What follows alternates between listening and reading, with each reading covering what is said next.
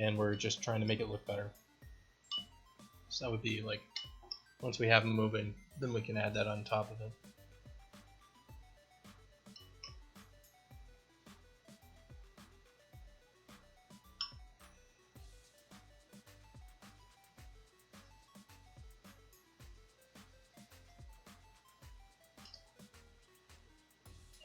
Alright, so we get called when state changes happen on ground, in air, etc.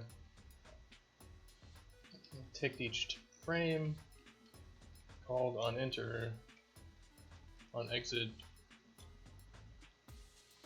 etc.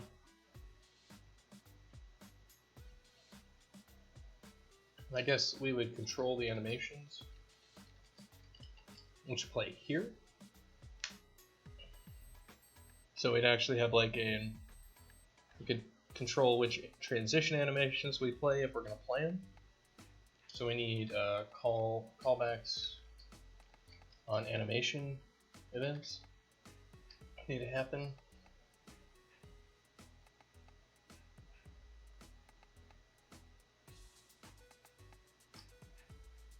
Because data driving everything is just going to be too finicky, I think. It's just going to be too much of a pain in the ass. Like, this movement stuff right here already is too much to actually maintain. Because you'll look at this and you're like, I don't know what the hell any of this does. Even when you know what it does, you're not going to know how it really works.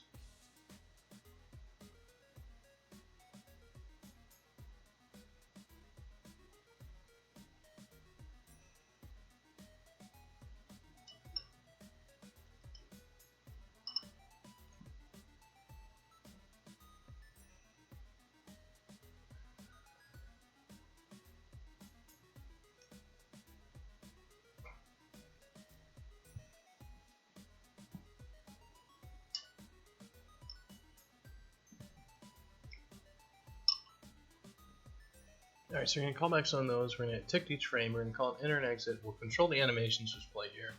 So we have the callback on animation events. And does this mean that every single character in the game is going to have a big movement controller state machine thing inside of it? So if we're Fatsack, I mean, I guess we could use the default data stuff for moving around, and he can just call jump and the rest, unless we want something else going on there. But it seems like we might want movement state machines for those things anyway. It would just be like a state machine that only has one state, which is just like, you know, do nothing, which would be fine. Because then we could do something like if we wanted Fatsack to roll down a hill that was too steep, what we would do is just have like a Fatsack normal and then like a Fatsack rolling state, and this, all it would do is the edge condition trigger would be in the normal state. It's just like, okay, am I on the ground? Okay, if I'm on the ground and the slope is too great under me, then I want to go into the rolling state, and in the rolling state would basically just say like, oh, well, what's the slope I'm on? All right, we're gonna roll down this hill, unless you know, get like a little rolling velocity or whatever the hell going, and do stuff like that. So yeah, I definitely think we'll want movement blueprint state machine for each character movement type. So we're going to need our Dashkin entity needs a movement state machine associated with it, and that's going to have a list of movement states and a starting state.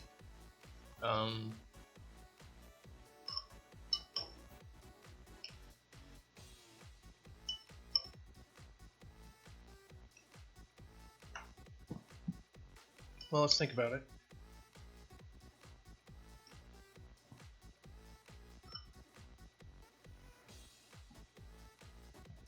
And I guess this needs to be the movement state should be updated after the AI or before the AI. So if our AI runs and we do something like we want to dash, like maybe we have an ability that we use that makes our character run a lot faster. We want to maybe change our gear for our character, so we want to update the AI, and then after the AI, update the movement. But that also comes with a problem of what if we if we update the AI before we move, then we don't know where we're going to be. So if we jumped and now we're in the air and we wanted to change something about our AI because maybe the platform beneath us disappeared, we'd have to wait a frame. Is that a problem? I mean, we could do a pre and post update if we really had to.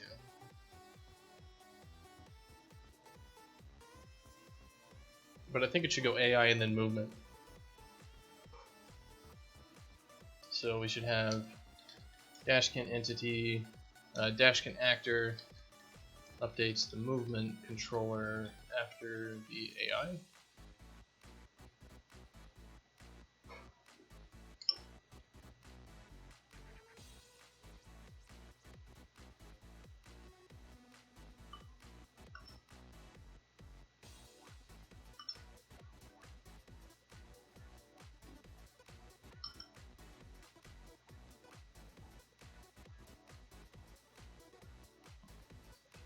Right, so how do we want to create our state machine?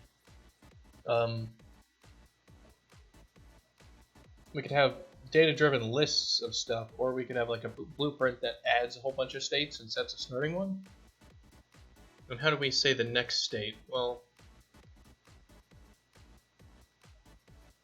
we could just have types, and then we could just work it that way. So it'd be Dashkin, Bitey movement controller could just add 5 states at the beginning or something, and then call transition 2, and then we just pass in the type, and then it looks up in the state map, and it'll transition to that movement state.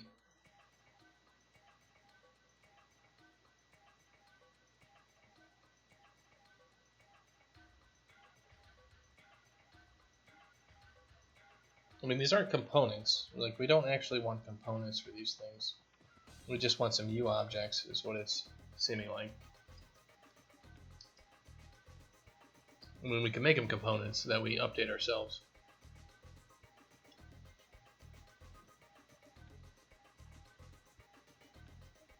Don't really like that idea though, because we don't want a component for every AI state we have. It's more like a U object sort of thing. Alright, so it's states are U objects. We make the movement controller is blueprintable. It creates the list of movement states in blueprint when we create it, when we initialize it.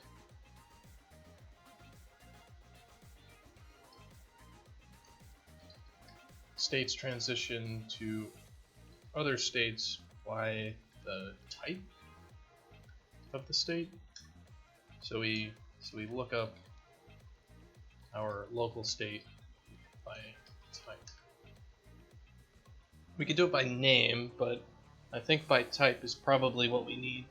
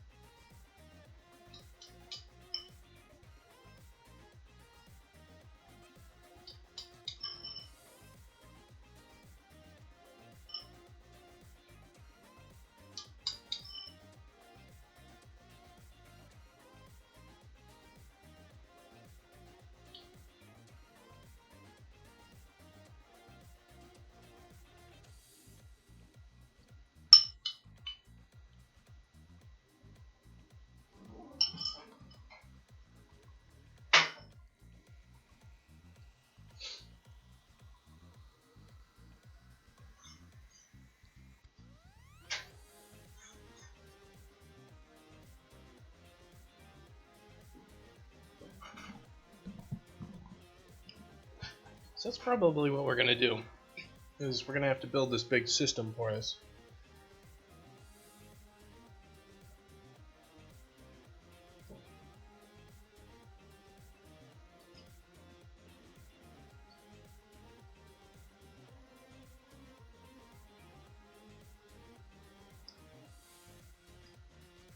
And this is not what I was expecting. I was expecting to kind of do it with data-driven stuff. At least I was a month ago or 2 months ago.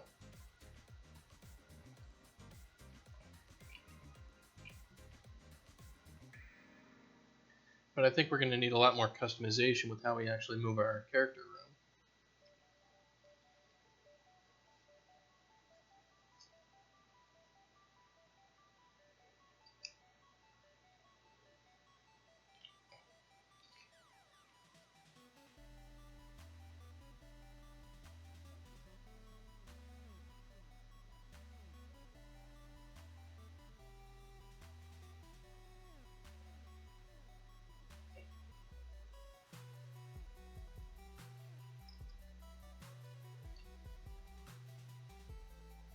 And this is pretty much, yeah, this will control all the animations and everything else. Yeah, I don't really see a good way other than this.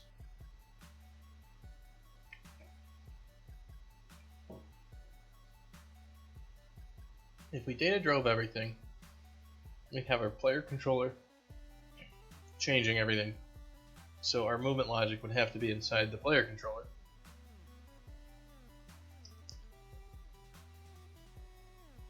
I don't really like that. I like the player controller being simpler. It'll be like, you know, player controller should just call like, hey, you know, use the dash ability or whatever the hell. And the dash ability should just be its own little thing, which calls the movement controller and like changes your velocity or does something else.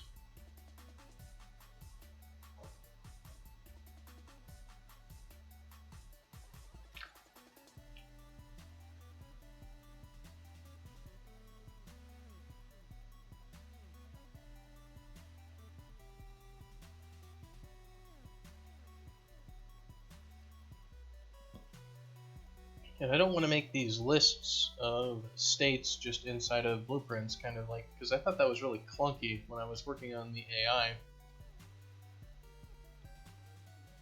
Basically, I've got these FATSEC AI, and the FATSEC AI has this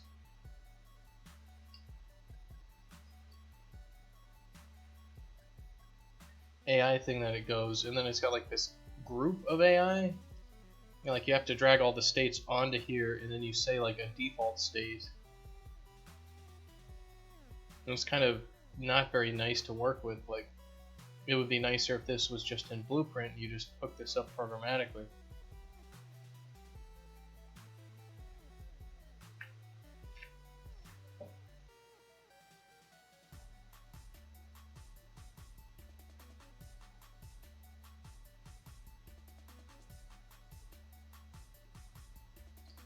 The other question is, we have these AI states. I mean, could they control the movement themselves? I mean, they're definitely going to have to change animations and everything, but I think they're different because the movement stuff can be nicely separated from the AI. Like, the AI is kind of like the controller saying, I would like to move left. Excuse me, as opposed to actually like calling all the code to make it move left and what speed to go. We want it a lot easier to deal with. Kind of like if we had a pursue AI, we just want the AI to say, pursue this thing, go in this direction. And then the movement controller should kind of figure out like when it should start running and which animation should play when running.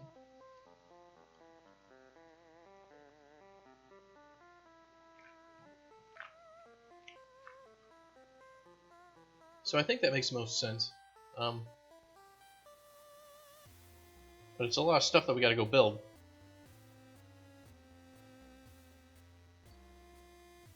So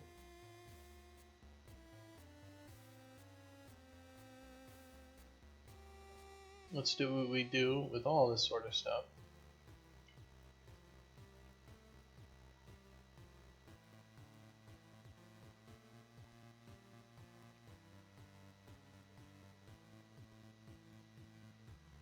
diagram the hell out of it.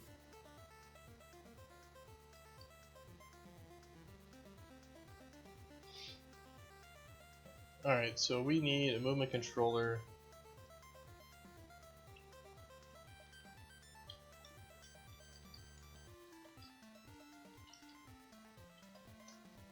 Movement controller blueprint and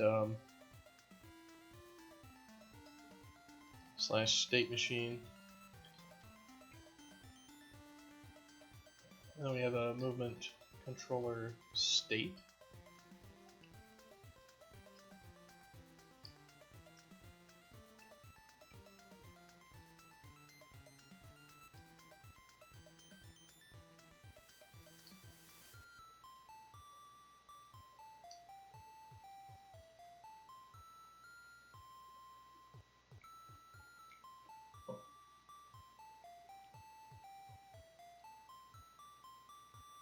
Alright, so I think I'll just throw that up over on my other monitor so I can look at it.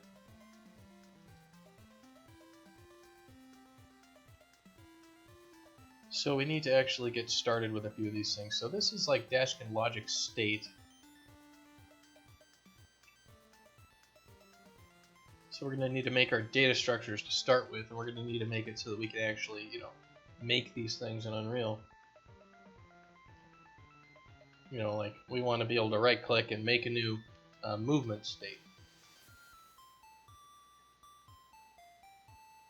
So we got to make our data structures basically. So we need movement.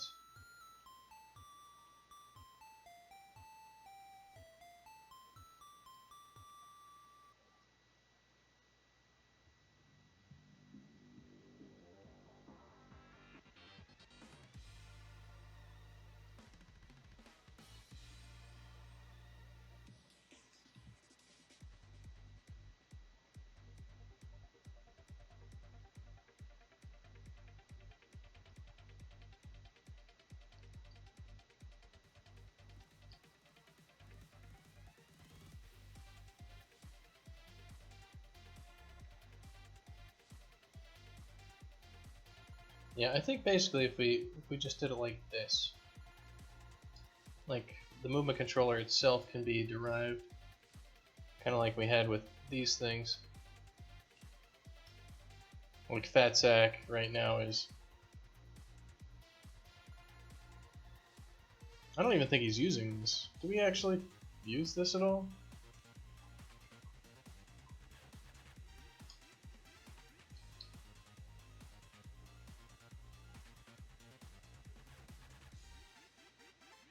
Maybe that we got rid of him.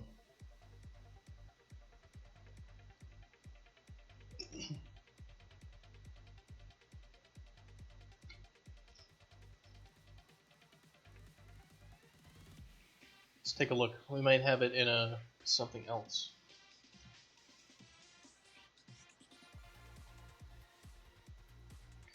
Because we were basically, in the past, we were using our movement controller stuff when we didn't have like our AI set up.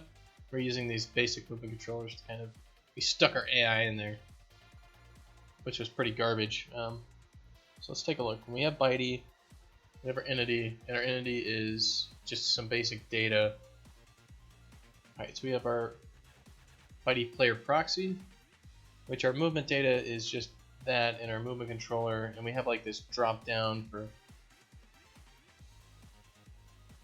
these different types that we can make. And do we already have can I make a movement object? This basic movement object controls movement. Let's see what this has on it. This is just data.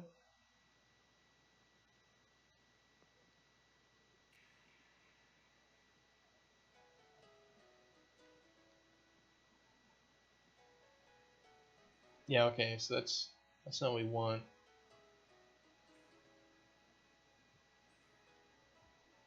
What I want is like a blueprint class which is based off of the movement object.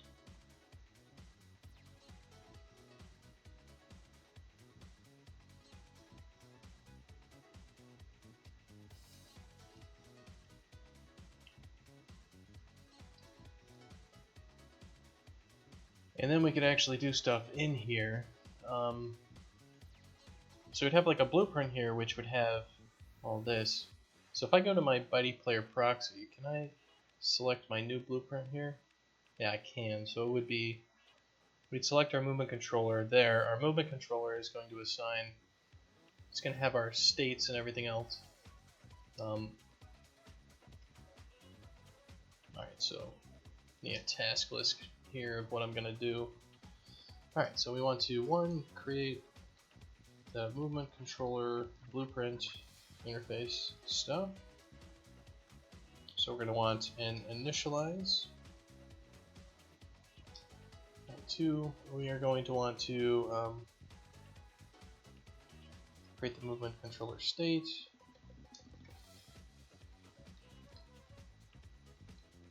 We are going to want to make this creatable in the editor.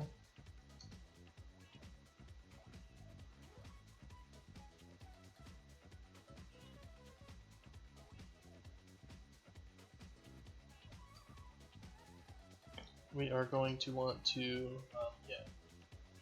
hook up the onEnter, exit, etc. functions, hook up parents. We want to create the controller state machine inside the movement controller. C++ stuff, so make the basic state machine. We are going to want to create a Bitey movement controller. We are going to want to create a normal Bitey movement state. And at that point we should have everything working exactly as it was. But we'll have it controlled by blueprints and all that stuff. So that's what we're going to have to do.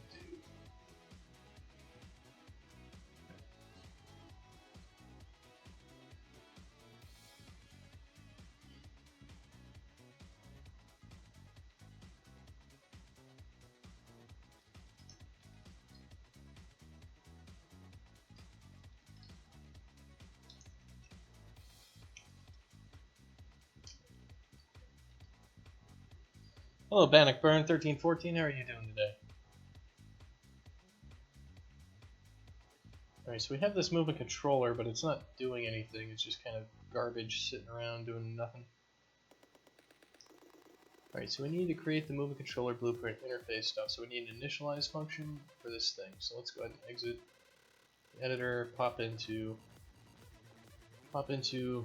land of here. So we can actually, we also want to get rid of this garbage, I think. We want to get rid of the biped movement controller and the fat sack movement controller. I don't think we need them anymore. So let's do that before we do anything. Let's just nuke these classes.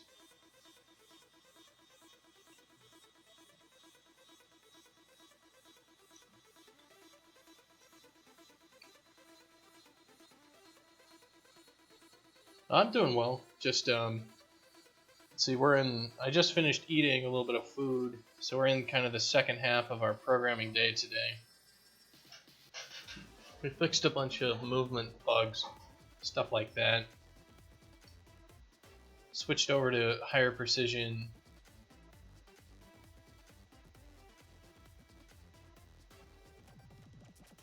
raycasts and sweeps, which actually solved a lot of our problems.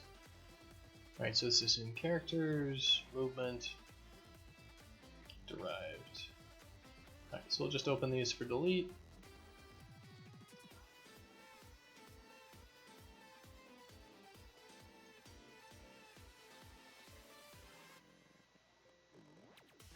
And what I want to do is I now want to make sure that everything compiles properly after we remove those.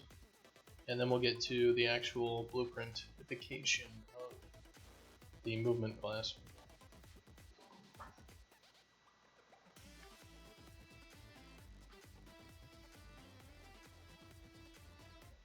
And it would be cool if we had like Incredibuild or something else for this project, but I am in a basement by myself and unwilling to shell out $6,000 for that.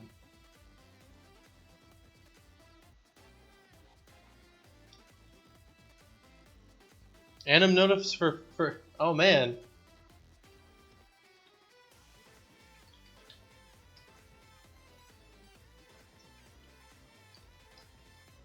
Yeah, see, like I've got this whole thing in here for ticking the flipbook. It's like paper 2D events firing. To fire events properly, we need data for specific frames. Yeah, I did the same damn thing. I dug into paper 2D and I made it um, I made it so I could do events. I made it so I can have per frame collision data that's better, like have multiple objects for collision stuff, like a hitbox as well as an attack box, and have like, you know, so if you had like a fist, you could put a circle around the fist and actually punch some dude and like actually hit him in the head. Stuff like that. Needed all of that working properly. So yeah, definitely a lot. And how I organized everything is I made 2 plugins, one of which is a runtime extensions plugin, and one of which is a editor extensions plugin. And the editor extensions plugin references the runtime one. Yeah, Paper 2D is just, there's a lot that's absolutely wrong with it. I was not happy working with it and had to change a whole lot of stuff, but it was a start. And I think they stopped updating it or something. So you can't really blame them. Seemed like, you know, just here you go, basic stuff. And like people have tried to fill in that gap with stuff in the marketplace and everything else, I believe. And I haven't used any of it, but I can definitely see how it's necessary if you're going to be making a simple 2D game in Unreal. There's some pretty big stuff that's just missing. That stuff that is in a Unity and like competing products. Like the animation events was a really big one. Like I need on frame 5 where, you know, my person actually has the gun firing animation. I need to know exactly where the tip of the gun is. I need to know which direction it's pointing. I need to be notified on frame 5 of that happening. And I don't want to have to like make 2 animations, right? I don't want to have to make like get ready to fire and then like, you know, recover from firing. I want to just be able to easily say frame 5 is the fire frame and the gun is right here and all that. And we did a whole big import process as well for our 2D sprites to get them into Paper 2D, because getting like the per frame bounding boxes and collision is just impossible to do. It's just so damn tedious, especially when you have more stuff. Alright. And yeah, making plugins was a real pain in the butt. Pretty much your plugin stuff doesn't work until you get it all correct. And then it'll crash your build system. It'll crash all the stuff because plugins get loaded up even when you're just building, because you got to cook stuff. Alright, so we need to create the movement controller blueprint interface stuff. So we need I need to look at the logic object to see what I'm doing there, and I need to kind of mimic it because the logic object has all this stuff on it. Actually, let's put up the editor and make sure we don't have any assets that got screwed up by me changing all that stuff.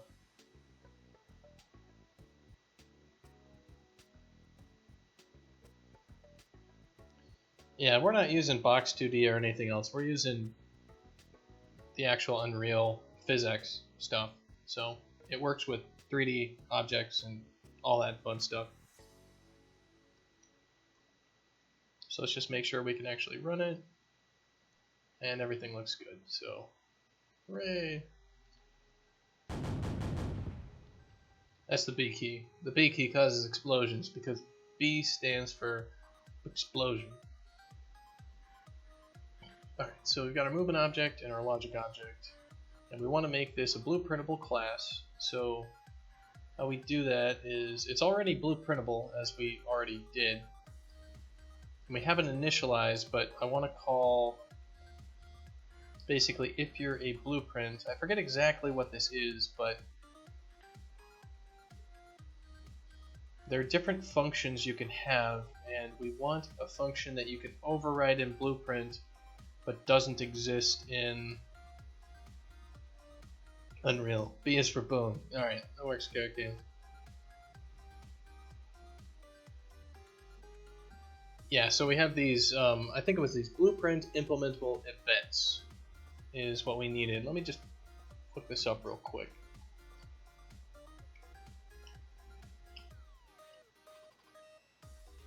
Alright, so the function can be overridden in a blueprint or a level blueprint graph. Okay, so that's what we want, I believe. So let's take a look in our logic object and see. Yeah, so as you can see, this beinitialize function doesn't exist inside of our code. This beinitialize function exists inside of the generated code from this stuff. So this is how you override something in blueprints without having to need it in C++ land. So what we want to do here is add some of these to this. So I want a couple things. So let's see. We're going to want a void beinitialize. And I guess we should pass in the Dashkin entity actor as our parent actor. And we're probably also, we don't need to pass in this because we are this. We probably want a begin play or something.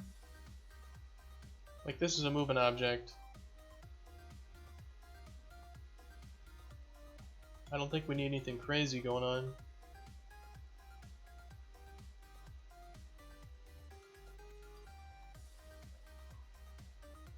Yeah, so I think just beinitialize, and then I think we also need like be on. Let's just do an on update.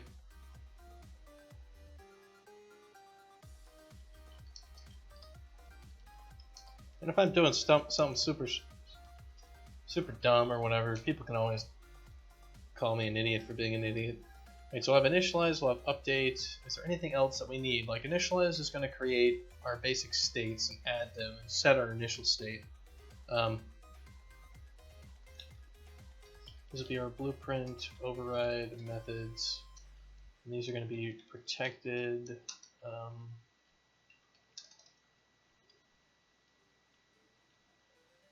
We're going to want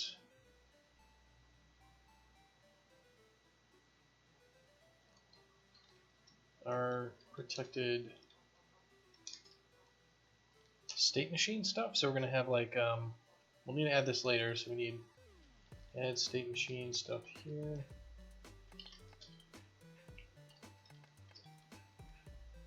You're neither dumb nor an idiot. I don't know. I can act dumb sometimes. Adam can attest to that.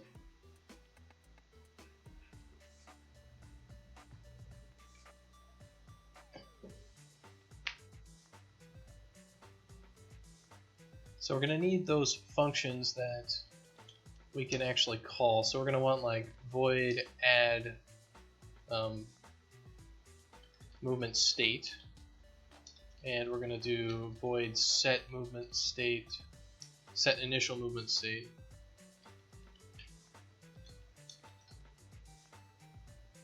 We're probably also going to want, you know, like void set next state, next movement state. Probably need a get next movement state. We're going to need a get, yeah, like a get current movement state.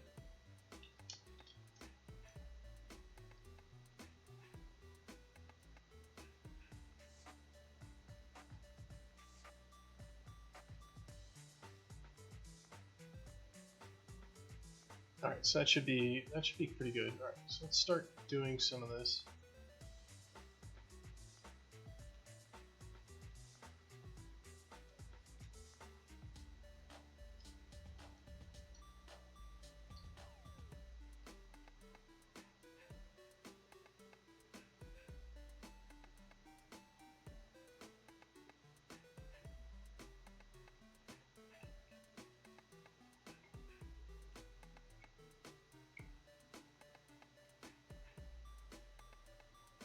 We got pre-update and update. All right, cool. So we also should have a pre-update function. So we'll do B pre-update, and the B on the front stands for blueprint. I don't know if that's a good convention to name it that way, but that's the way I've chosen to name it. So there.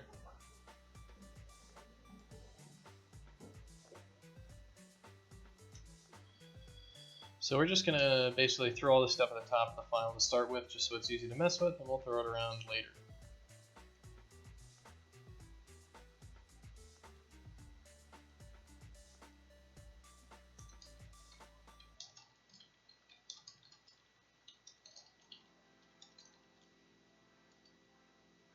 I'm feeling kind of good today. Like not like out of it or something. So that's always good.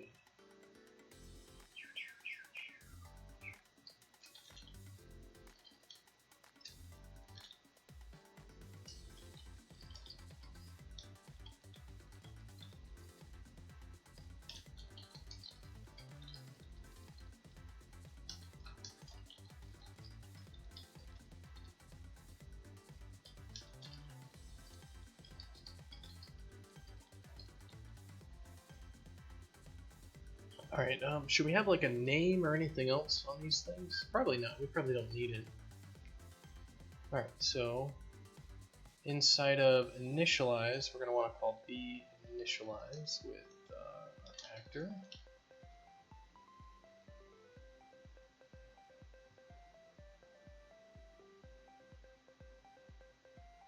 Are we cloning our movement object? That's going to be our movement controller components. And yes, we are cloning our movement object. Good. Excellent.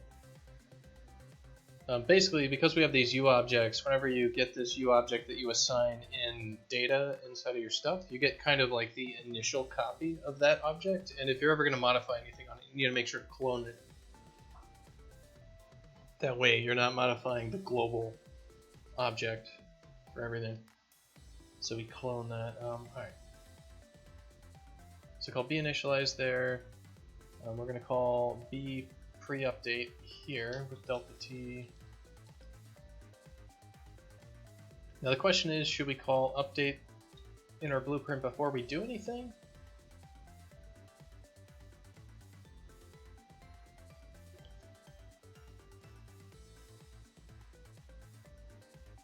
Well, I think we might want to call calculate caches.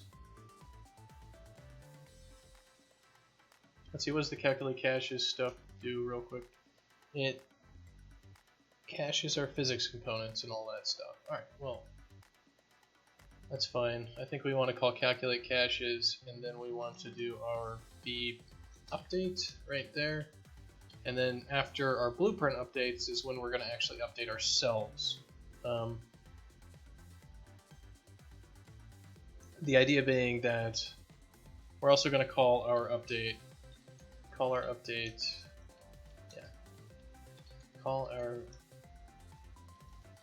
movement state update here before we actually take our movement. So I'll do that.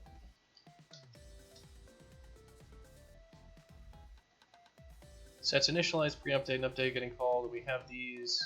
We got that. Okay, so now we need to create a movement controller state, and it's something that we need to be able to create in the editor. So we need a new object, which is going to be our state. It's kind of like the logic state, so let's basically just copy paste the logic state.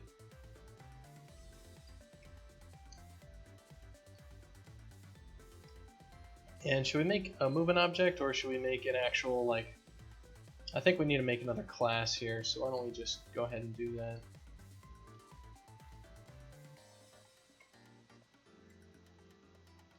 So Dashkin movement state.cpp. Let's throw that in our perforce. Throw that in Visual Studio. So movement state here.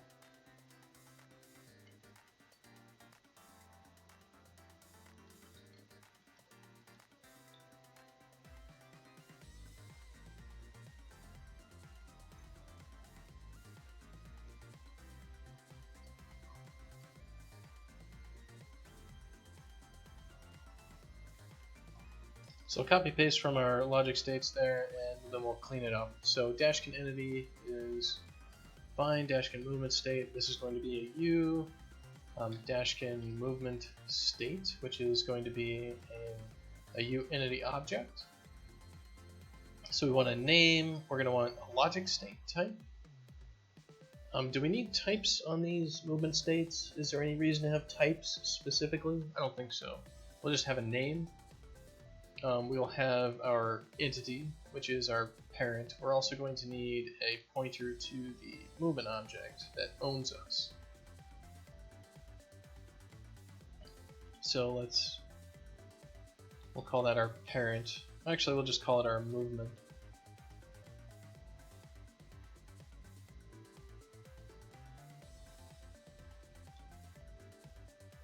We don't need a parent group. Can switch is active.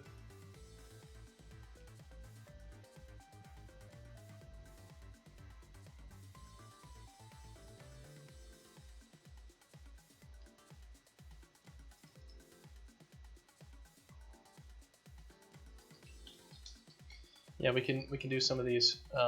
So we're gonna have an update. We're gonna have an initialize, which is going to take our movement object. So we'll say movement, and we'll also take our entity actor, which is our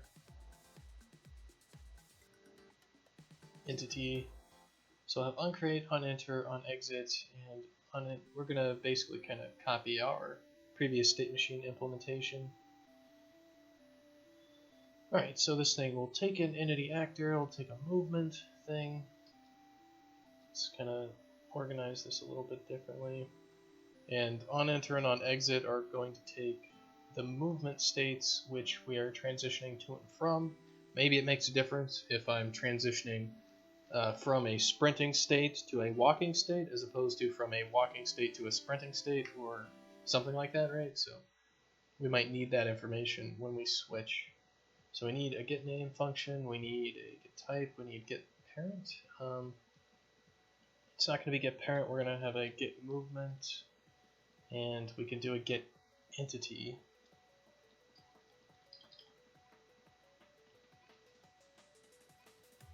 Alright, so I think that will define our class for this.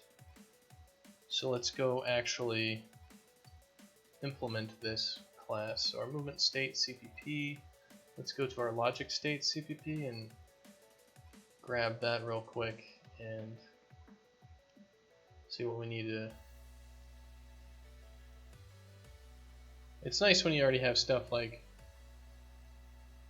kind of set up that you can clone from. Kind of state machines are state machines. There's nothing too incredibly complex about them. Alright, so we're going to need the movement object, we're going to need entity actor, we're going to need our Dashkin movement state.h. Don't need any of the rest. Maybe the entity utils? Yeah, we'll grab those. Alright, so this is a Dashkin movement state. State type is not going to be anywhere in there. We don't have an imparent anymore.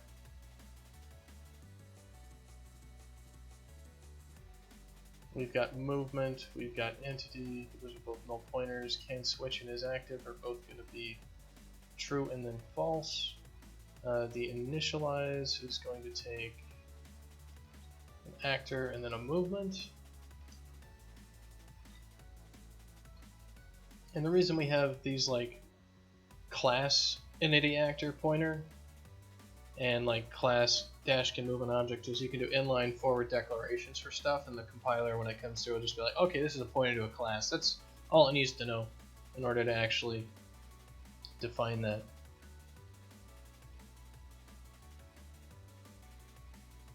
Alright, so we need to say our entity is going to be our entity, and our movement equals movement.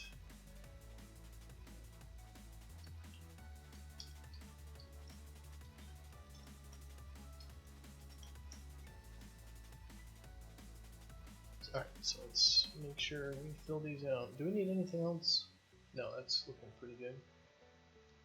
So is active, alright.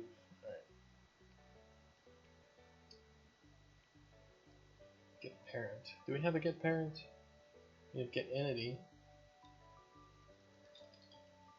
That's returning our Dashkin entity actor. Parent group, no, but we do have get movement. So let's do movement here. We don't have a type anymore. We have can switch implementation.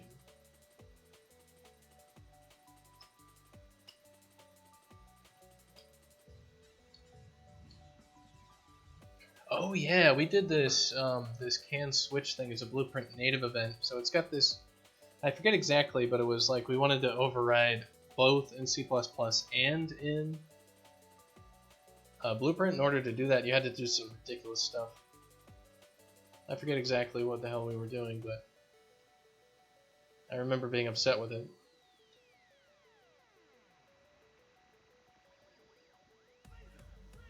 So what sort of factors weighed in when you chose your engine? All the factors.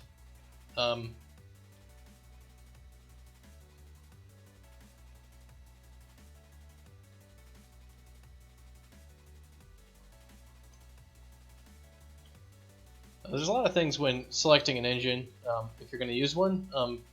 So license is one. Unreal has a pretty indie-friendly license in terms of, you know, basically if you make X number of dollars, then they start taking money from you and whatever, you know, like you get percentages. You know, we didn't have to like shell out a whole bunch of money to start using it, which is great. Another thing was support for 2D. Of course, Paper 2D and the rest there in Unreal doesn't really work very well, but you can draw textures onto stuff, which means you can make 3D or 2D assets yourself. And since I'm an engineer, I can kind of munch it together, no problem. Cross-compatibility for different devices is a big one. Unreal 4 is pretty good at working on different platforms, so that's pretty cool. Another one was, if everything goes wrong with this project, can we get jobs after we're done? And Unreal 4 is I think Adam's worked with Riot on some stuff, and I think they use Unreal 4 and other things. And I've worked with Unreal 4 professionally before. There's a lot more jobs for us that use Unreal. So it's a skill that we want to learn. So that was another factor. A big one there was lighting. The lighting stuff and the environment stuff is very important for this game. So Unreal has all that stuff that we needed. I was using Unity before this project. And one of the reasons why we're not using it for this one is there's a lot of stuff, like if you run into a problem with something like Unity where you can't touch the editor itself, like I actually grabbed all the code from GitHub for Unreal, and we're compiling our own editor and all that. And I've been able to do things, like I wanted a pre-update tick to call before the engine tick. I was able to just go add that. I'm able to just add support stuff, like they didn't have the graphics stuff to figure out like where the top left-hand corner of the window was on a display, so you could like switch monitors, and I could go do that. I could go implement that. Same thing with like Paper 2D. You can actually go crack it open, change the source, recompile it, and you're done. And a lot of people professionally with Unity and stuff, they end up rewriting a whole bunch of stuff. Hell, I was at Amazon and they made their own prefab system in Unity. It was just insane. It was like, why the hell did you build your own prefab system? It's like, well, we didn't like Unity's prefab system. It's just like, what the hell are you using Unity for? Christ. Just a rendering engine? Oh, well. But really, it also came down to just Dead Reckoning in some ways. Like, a lot of the reason why we picked Unreal 4 is because we had to make a choice. And it's not like you got all the information, so you make the choice that you can. And probably if I was not working with Adam, I'd be working at Unity, mainly because it's probably easier for me to write a smaller game in that. But we're in an Unreal 4 because this game needs to look badass, and our best bet for it looking amazing is the technologies that Unreal's got in there for us. So that's why we're sticking with that. And, you know, because we can.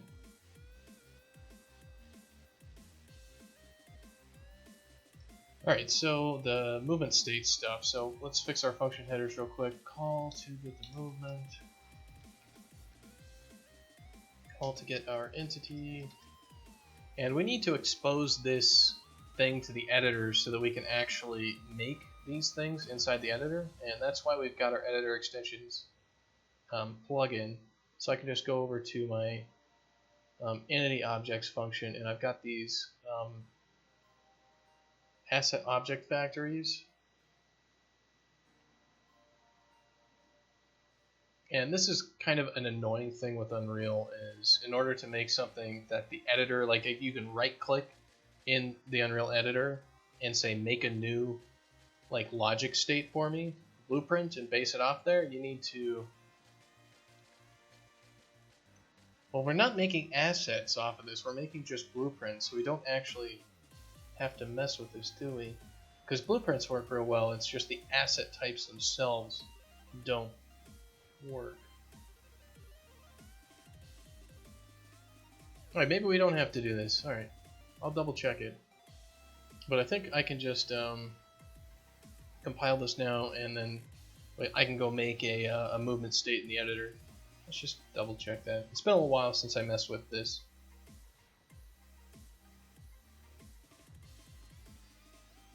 Yeah.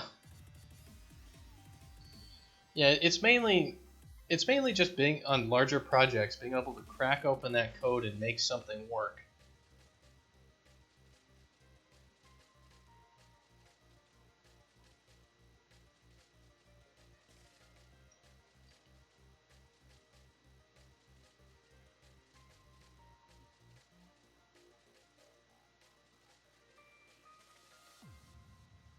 I don't need either of those objects because we already have it, because it's a Dashkin entity object which has all the stuff on it. I've already made my life easier.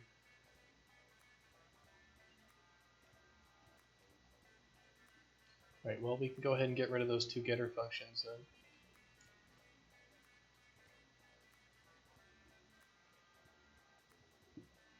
then. And that's what I've seen, and heard with a lot of Unity projects, is when you get kind of a larger team, 20 plus people working on the project, all of a sudden just like you've got 2 or 3 people dedicated just like working around problems.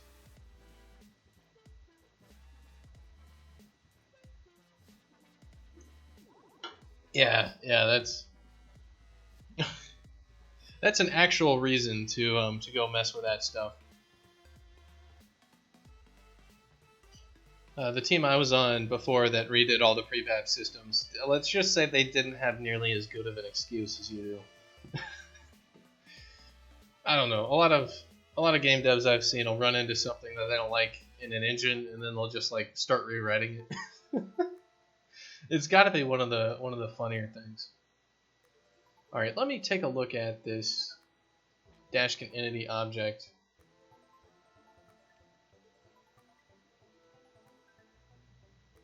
Class. Where is it defined?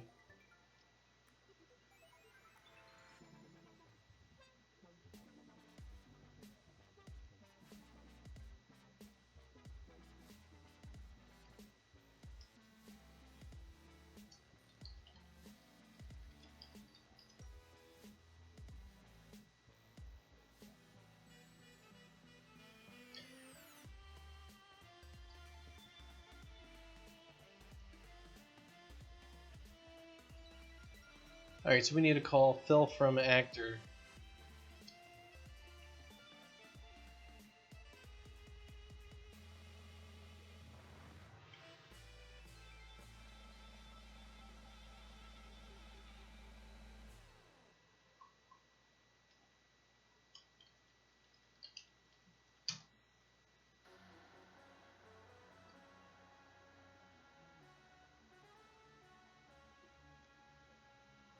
I guess we don't need to call the initialize function doesn't need all this garbage then, because we're good to go.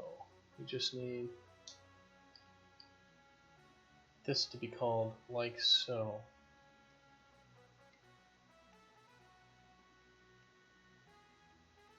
So let's go ahead and change that.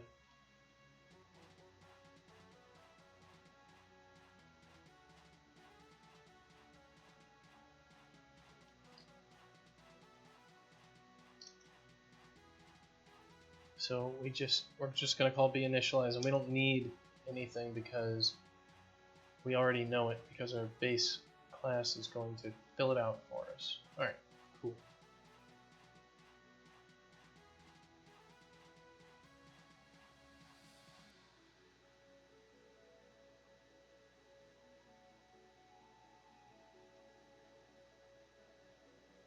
Cannot convert from logic state to movement state. Alright, yeah, these are wrong. Alright, let's see if we fixed our stuff. Alright, Karakan, good luck. Have fun looking at classic cars in the sun. Hopefully you're not going to be physically inside of the sun to do this, and that the cars themselves are just lit nicely instead of, you know, on fire.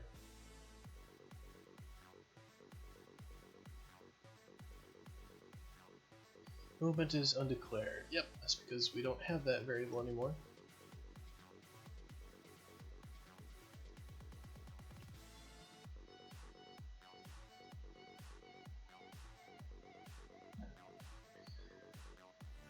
So, once we get this hooked up, we should be able to mess with stuff real quick. Should be able to make our blueprint.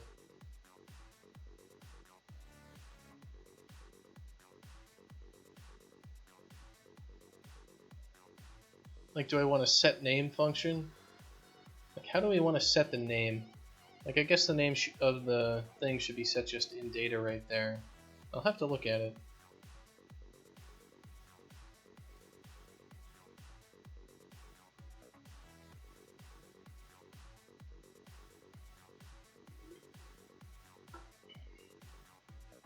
So let's make a new folder right in here. Let's call it movement. And I'm gonna chuck this guy inside of the movement one. And one of the things that's annoying is the source control stuff with Perforce integration. We're using Perforce for version control, and Unreal it's not great. Alright, so we want a new blueprint class, and we want it based on the Dashkin movement object. Not movement object, but movement state. So we'll select that, and this is going to be called, I guess, just byte default state. So let's pop it open and see what we got. So the name, let's just call this default.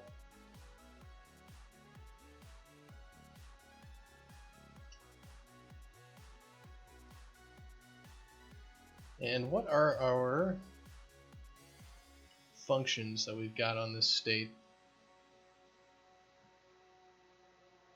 Yeah, I'm gonna have to